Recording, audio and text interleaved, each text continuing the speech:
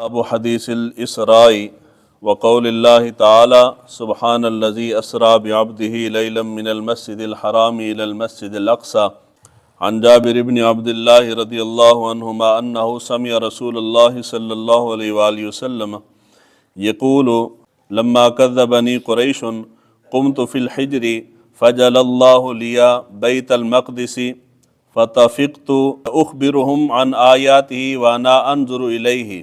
کتاب مناقب الانصار اس کا 41واں باب ہے، شب معراج کے حوالے سے یہ باب ہے، اور اس سے اگلا باب جو ہے باب المعراج، یعنی یہ دو باب جو ہیں یہ شب معراج کے حوالے سے ہیں بخاری شریف کے اندر۔ یہ ہمارا روٹین سے تو ہٹ کے کل ہم نے کتاب الحج شروع کیا ہے، اس کی پہلی حدیث تھی، لیکن یہ شب معراج کی وجہ سے روٹین سے ہٹ کے تو بخاری شریف سے آپ کو معراج شریف کے متعلق بتانے کا ارادہ ہے۔ معراج کہتے ہیں لغوی طور پہ عروج کے آلے کو، یعنی آپ کہہ سکتے ہیں کہ سیڑھی جس کو کہتے ہیں، سیڑھی انسان کو نیچے سے اوپر لے کے جاتی ہے، تو ہر وہ چیز جو انسان کو نیچے سے اوپر بلندی پہ لے جائے اس کو معراج کہا جاتا ہے۔ حضور صلی اللہ علیہ وآلہ وسلم کو اللہ تعالیٰ نے معراج عطا فرمائی، یعنی اللہ تعالیٰ نے حضور کو وہ مقام، وہ عظمت عطا فرمائی، اور عظمت کی وہ بلندی عطا فرمائی کہ جو حضور کے علاوہ کسی کو حاصل نہیں تھی، اس لیے اس کو معراج کہتے ہیں۔ معراج کے حوالے سے کیا کیا چیزیں درست ہیں اور کیا کیا چیزیں درست نہیں ہیں۔ پہلا سوال آتا ہے اس کی تاریخ کا کہ جی معراج کا واقعی 27 رجب کی 27 کو ہوئی ہے، یا آگے پیچھے کون سی تاریخ تھی، یا یہ 27 کہاں سے ثابت ہے۔ اسی طرح جب ربیع الاول آتا ہے تو وہاں پہ بھی تاریخ کا جھگڑا ہو، کہتے ہیں جی 12 کہاں سے ثابت ہے۔ پہلی اور بنیادی چیز جو سمجھنے والی ہے وہ یہ ہے کہ اسلام کے اندر تاریخ کوئی معنی نہیں رکھتی۔ اس کی ایک مثال ہے قرآن مجید فرقان حمید کے اندر، قرآن مجید کے نزول کا آغاز کب ہوا ہے، قرآن اس کی تاریخ بیان نہیں کرتا کہ جی کس تاریخ کو قرآن مجید کا نازل ہونے کا آغاز ہوا ہے، آخری وحی کس تاریخ کو نازل ہوئی ہے، قرآن کے اندر بیان نہیں ہے۔ بہت سارے جو تاریخی واقعات ہیں جن کا تعلق ہمارے دین کے ساتھ ہے، تاریخیں قرآن بیان نہیں کرتا، یہ تاریخیں بعد کے محدثین مورخین بیان کرتے ہیں۔ تو حضور کی ولادت کی تاریخ بھی محدثین نے، مورخین نے بیان کی، اور معراج کی تاریخ بھی بعد کے لوگوں نے بیان کی ہے۔ قرآن مجید کے اندر بھی اس کا ذکر نہیں، اور احادیث مبارکہ میں بھی، احادیث صحیحہ میں ذکر نہیں ہے کہ جی واقعی 27 کو ہوئی ہے۔ رہ گیا یہ کہ جو ہم کہتے ہیں کہ جی 27 رجب کی 27 تاریخ ہے، تو یہ کس کا قول ہے؟ یہ علامہ ابن عبد البر ان کا قول ہے، اور ان کے ساتھ امام نووی ان کا بھی یہی قول ہے کہ جی رجب کی 27 تاریخ کو معراج ہوئی تھی۔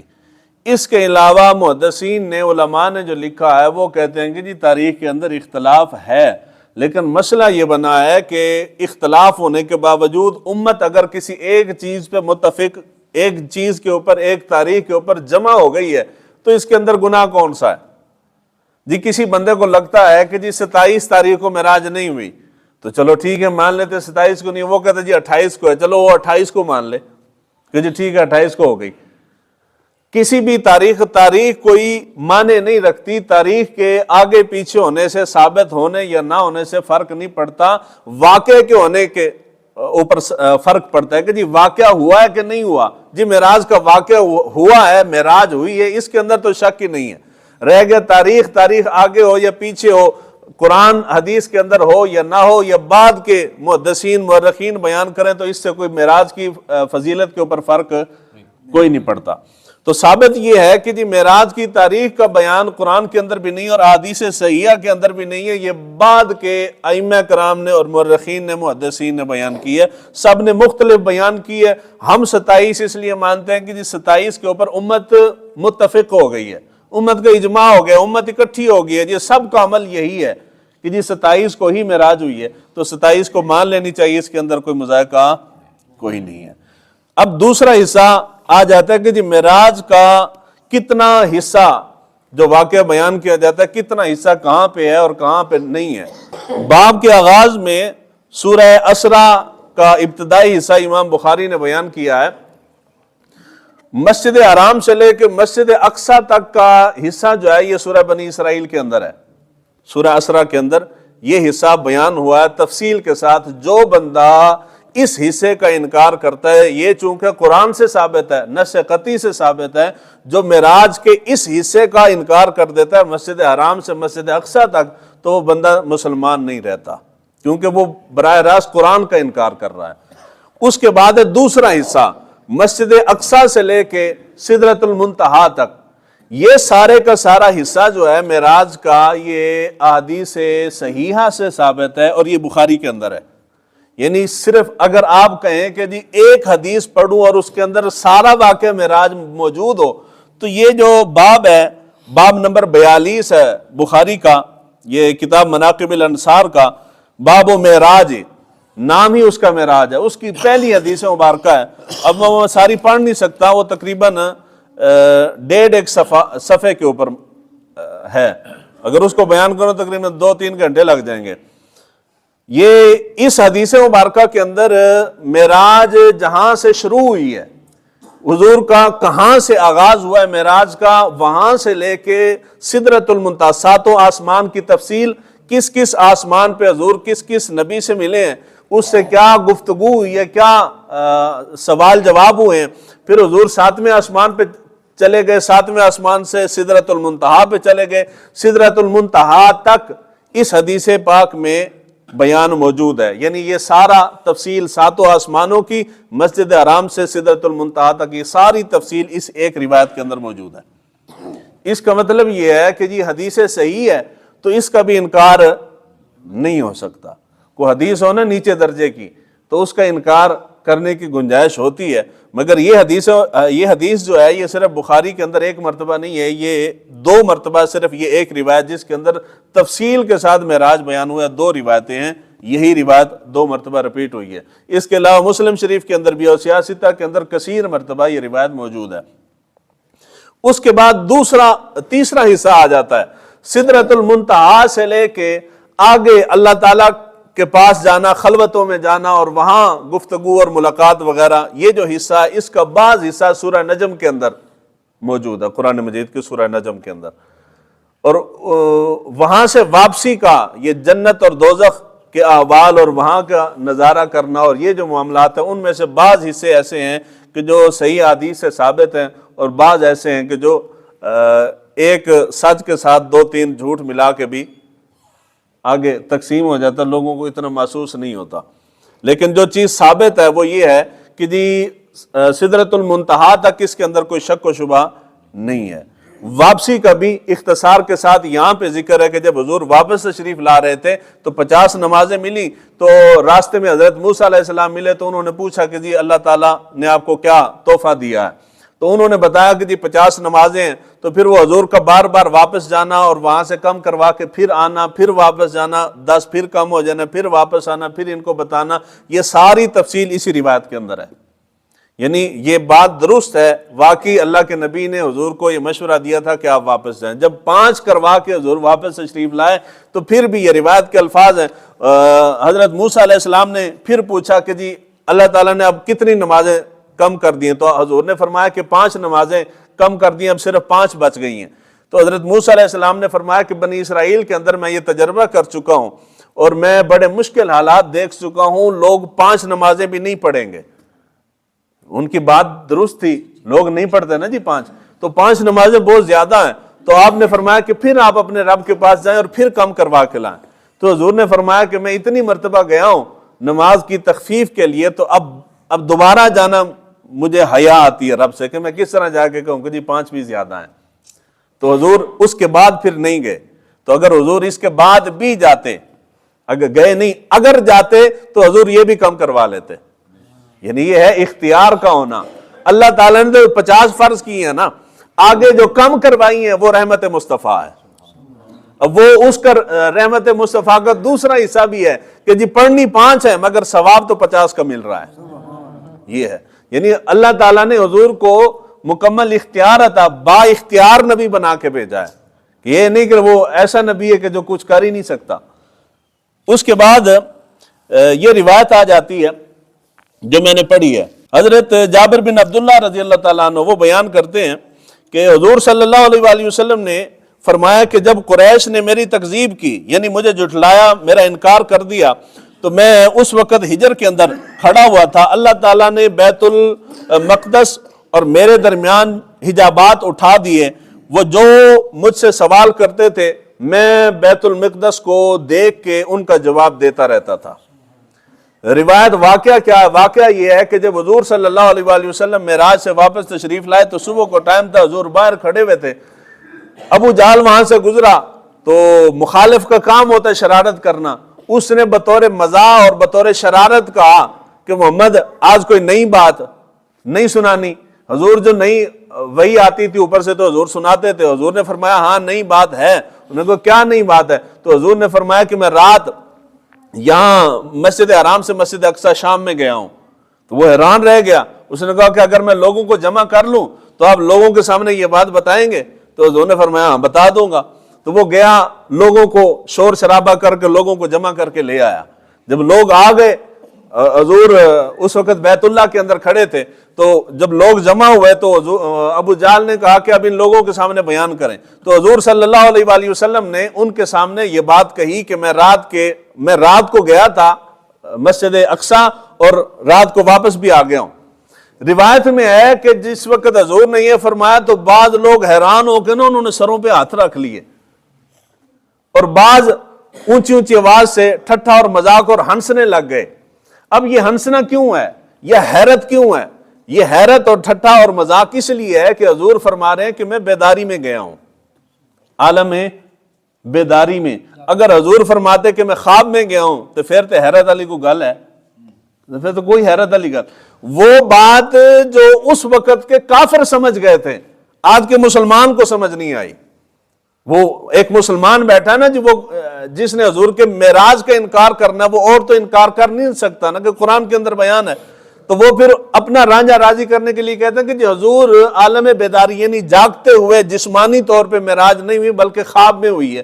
بھی خواب میں اگر کوئی بندہ اتنا سفر کر کے آ جائے، ہم میں سے ہر بندہ رات کو سوتا ہے، خواب کے اندر دنیا کی پتہ نہیں کہاں کہاں کی سیر کر کے آ جاتے ہیں، جنت قبر کے احوال بھی دیکھ کے آ جاتے ہیں۔ تو صبح اٹھ کے آپ کسی کو بتائیں کہ میں رات کو قبر میں تھا، کوئی بندہ حیران ہوتا ہے؟ کوئی حیرانگی والی بات نہیں جی، ہو سکتا ہے خواب کی جو بات ہے۔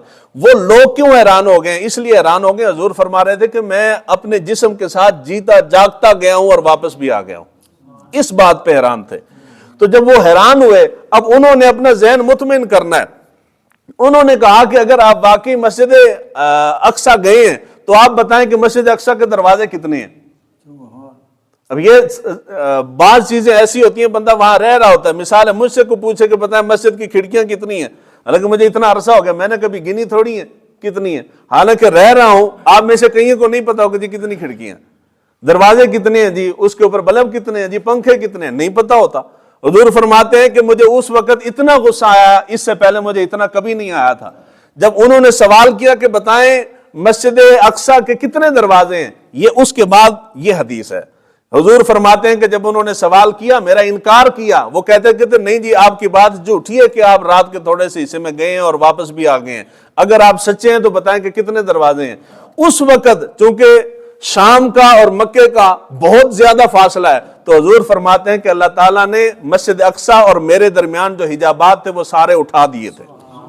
اٹھا دیے سے مراد کیا ہے کہ جب حجابات اٹھے تو مسجد اقصی میرے بالکل سامنے تھی، وہ جو سوال کرتے تھے مسجد اقصی کو دیکھ کے میں جواب دے دیتا ہوں۔ یہ ہے اصل میں۔ اور اس کا دوسرا معنی بعض محدثین نے اس کا اور معنی بیان کیا، وہ کہتے ہیں کہ جی حجابات اٹھانے سے مراد یہ ہے کہ اللہ تعالیٰ نے اس وقت فرشتوں کو کہہ کے مسجد اقصی کو وہاں سے اٹھا کے حضور کے سامنے کر دیا تھا۔ دونوں معنی درست ہو سکتے ہیں۔ اگر یہ معنی کیا جائے کہ مسجد اقصی کو اٹھا کے حضور کے سامنے کر دیا گیا تھا تب بھی ٹھیک ہے، اگر یہ کہا جائے کہ مسجد اقصی وہیں رہی، حضور اپنے مقام پہ رہے، درمیان میں جو پردے حائل تھے، حجابات تھے، وہ اٹھا دیے گئے تب بھی ٹھیک ہے۔ دونوں صورتوں میں حضور کا معجزہ ہے، حضور کا معجزہ ہے۔ تو انہوں نے سوالات کیے کہ جی اس کی علامات اور نشانیاں بتائیں، وہ جو نشانی جو علامت پوچھتے تھے حضور ہر نشانی ان کو بتاتے رہتے تھے۔ اس کے بعد آ جاتا ہے مسئلہ کہ جی معراج کا آغاز کہاں سے ہوا ہے۔ اس کے اوپر جمعے کے اوپر بڑی تفصیل کے ساتھ گفتگو ہو چکی ہے۔ یہ جو اس سے اگلی روایت ہے نا، اس کے اندر الفاظ ہیں، وہ الفاظ سننے والے ہیں، اطمینان قلب کے لیے میں پڑھ رہا ہوں۔ عن مالک ابن سعسعۃ رضی اللہ عنہما ان النبی صلی اللہ علیہ وآلہ وسلم حدثهم عن لیلۃ الاسری بہ بینما انا فی الحتیم۔ حضور صلی اللہ علیہ وآلہ وسلم ارشاد فرماتے ہیں کہ جب معراج مجھے ہوئی تو میں حتیم میں لیٹا ہوا تھا۔ کہاں لیٹا ہوا تھا؟ حتیم بیت اللہ میں ہے۔ کہاں پہ ہے جی؟ بیت اللہ میں۔ حضور فرماتے ہیں میں حتیم میں لیٹا ہوا تھا۔ اور یہ روایت جو ہے یہ پورا واقعہ تفصیل کے ساتھ بیان کر رہی ہے، اور یہ صرف بخاری کے اندر یہ روایت 2 مرتبہ ہے۔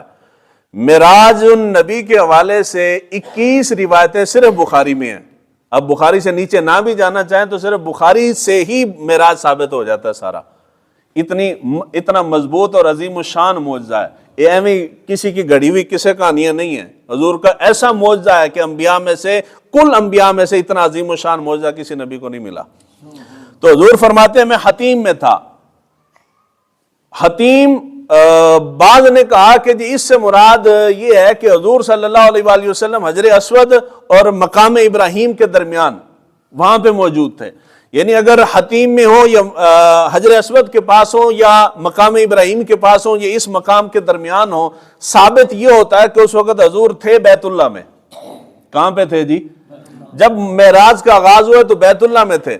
اب سنانے والے یہ سناتے ہیں کہ حضور صلی اللہ علیہ وآلہ وسلم جب معراج کی رات ام ہانی کے گھر سو رہے تھے۔ سنی نا جی تسی گل جی، خواب رات میں تھے ام ہانی کے گھر، جبرائیل نے آ کے سنائی خبر، اٹھیے اٹھیے شہنشاہ والا گوہر۔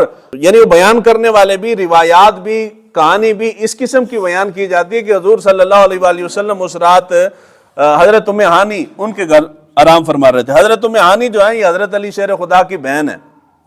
تو یہ بات جھوٹی ہے، یہ بات جی آنکھوں تے صحیح نہ، میں تمہیں بخاری کی روایت پڑھ کے سنا دی تھی، حال بھی پریشان ہو کے میرے حال دیکھ رہے ہو، وہ تمہیں سچی گل سنا رہے ہیں، مضبوط بات سنا رہا ہوں کہ جی حضور خود فرما رہے ہیں کہ جب معراج ہوئی ہے تو میں بیت اللہ میں تھا۔ تو پھر تیسرے بندے دی گل کی ہوئی کہ جی میرے کول جو پوچھو تسی کہ جی تھوڑے نال فلاں جڑا حادثہ ہویا تو اس وقت تسی کتے سو، میں آکھاں جی پہل چوک تے، دوسرا بندہ تانوں آ کے دسے کہ نہیں جی استاد نال حادثہ ہویا تو نوشہرے سن، تسی میری گل تے یقین نہیں کیتا، دوجے دی گل تے یقین کر لیا۔ یہ حضور خود فرما رہے ہیں کہ میں بیت اللہ میں تھا، دوسرا بندہ کہہ رہا ہے کہ جی نہیں وہ بیت اللہ میں نہیں تھے، وہ کہیں اور مقام پہ تھے۔ مضبوط بات کس کی ہے؟ حضور کی بات ہے نا، یہ حضور واقعی حضور کا ہے تو فرمان بھی حضور کا ہی چلے گا۔ دوسرے نمبر پہ وہ جو حضرت ام ہانی والی بات ہے وہ کمزور روایت ہے، ثابت ہی نہیں ہے۔ یہ روایت تو بخاری کے اندر ہے، اور صرف بخاری کے اندر 2 مرتبہ ہے، باقی سیاستہ کو تو چھیڑ ہی نہیں رہا نا، صرف بخاری کے اندر 2 مرتبہ ہے۔